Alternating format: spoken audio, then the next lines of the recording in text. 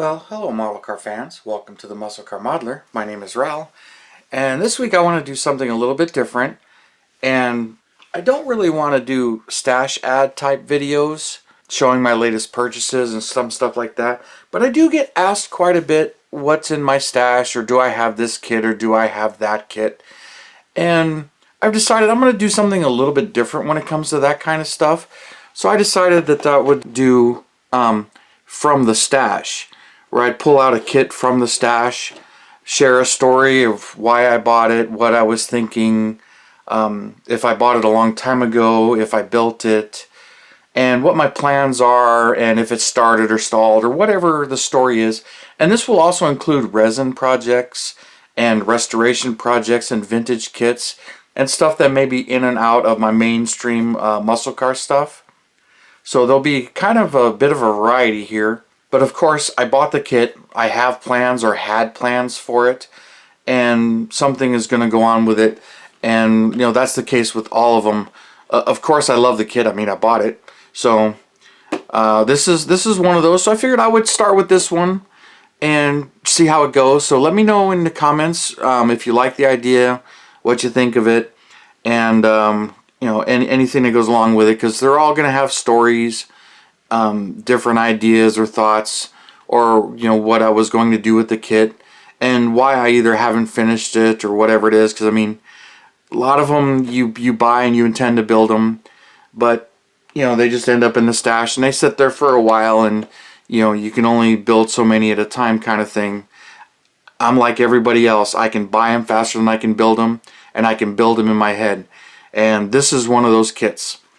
Now, this one for me goes way back when this kit was actually new. This is a 1995 Dodge Viper by AMT. This actually is an issue from 1994, so it's a pretty old kit. 1994 is the copyright date on it, and I had planned on building it. And matter of fact, it's actually started. So when we get into the box here and the contents, I'll show you what's going on with this kit. And I tend to mark them all. This one actually started in 1996, and it's probably, it is the oldest working project I have. I do have a few kits that are actually older, but most of them I either aren't started or haven't been started, or I finished them and they're, you know, done, or they're in my collection of built kits because they've been done a long time. But this one is one that I started way back when and never finished it. And I've actually started it a few times. But when it comes to the car, I really like the Viper, especially when these were new and you rarely didn't see them. And there was one of these that came around to a car hangout around here when it was brand new. And so when I purchased this kit in 95, there was one that was driving around and I seen it all the time. And it was striking emerald green metallic and tan interior, and I loved it.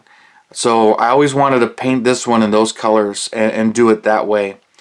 But there was something with this kit that I really didn't like, and then I had some problems, and I'll show you what was going on.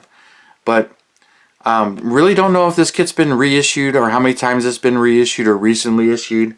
But you know, the Viper, I always thought it was a pretty cool car and really wanted to build this one. And for some reason, haven't finished a single Viper, but this is the only one I've started but didn't finish it. So getting into the kit here, it's actually multiple kits now. So you can see I got these directions and these directions, and I don't know which one's older or which one's newer. I think I got a few sets of decals now too. But getting in here, you know, 3 sets of directions. So who knows how many kits I've purchased here. So we'll get some of this stuff out. Yeah, a couple sets of decals. But we'll get to that here in a minute. But the main thing, let's open this up. This is my first chassis when I started to build it back then. And you can see parts of it are brush painted. Try to do some silver detailing on the valve covers. And it actually didn't turn out too bad. Built the engine up. Wheels kind of do their own thing, and it's not too bad. But I mean, this is all pretty much brush painted, And I didn't do a whole lot of airbrushing back then, but this one, you know, I painted the red on it, and I believe that was airbrushed, but everything else is mostly brush painted.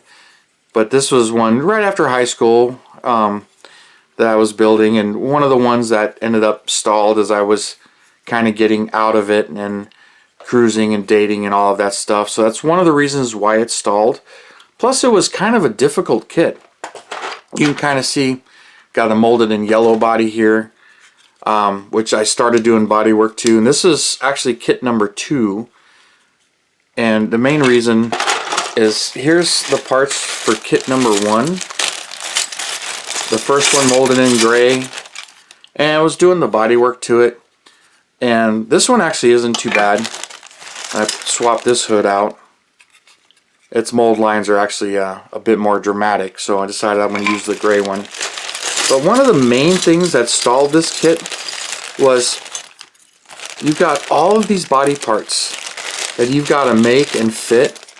And I started to mold this in and get that ready. But you got to paint this rear bumper separate. You got to paint the front bumper separate. You got the main body you got to paint separate. And I glued the mirrors on, glued this on. And then you got to paint the front bonnet hood section separate.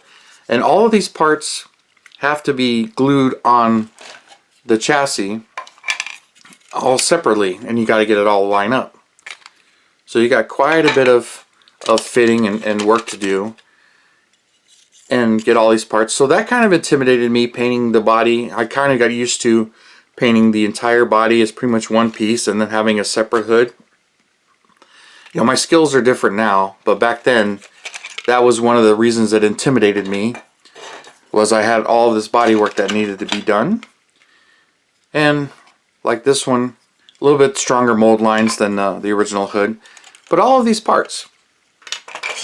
One of the other things that discouraged me was it had these smoked headlight lenses and fog light lenses.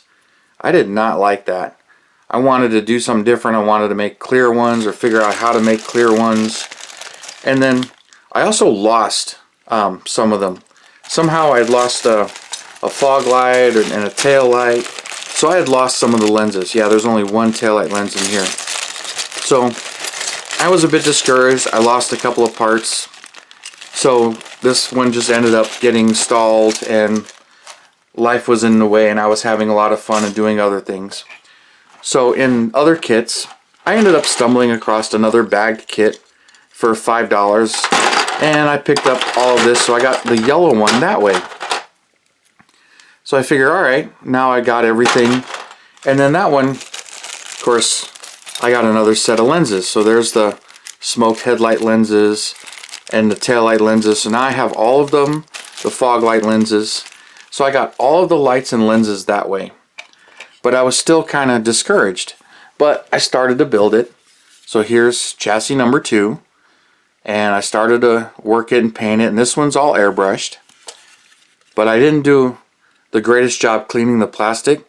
So the paint kind of peels off of it in spots where some of the mold release agents are. So I didn't do the greatest job cleaning the stuff. So the paint kind of peels off. So I'll have to touch up those areas or restart it over. Not really sure what I'm going to do there. I'm just mainly, someday pull this out and just finish it. Got the wheels all lined up. And there's still some fitting issues. I got this wheel is tilted in a little bit, and the rear wheels are tilted out a little bit. And I don't know if that's me or if that's this kit. You got to glue these arms in. And I had some fitting issues, but it was going fairly well. And I got this far. And I think the same things with the bodies kind of slowed me down.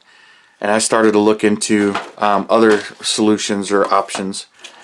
And one of the times talking with some friends or seeing this kit, somebody had mentioned that the later issue, somewhere along the line, that the GTS Coupe had the same lenses for the headlights and fog lights that are molded in clear. So I ended up getting my hands on a set. Now the headlight ones look pretty much exactly the same versus the smoked ones, but the fog light lenses are definitely bigger. I don't know how well that's going to work, but you can see the fog light lens versus the smoked fog light lens.